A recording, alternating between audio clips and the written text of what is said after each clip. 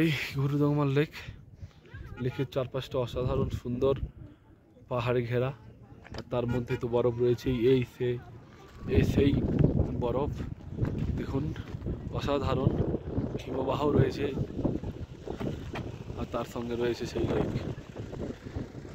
আর একবার দেখাচ্ছি লেকটা, প্লিজ দেখে নিন। কথা বলতে খুব কষ্ট হচ্ছে, তবু আরেকবার আপনাদের জন্য লেকটা আমি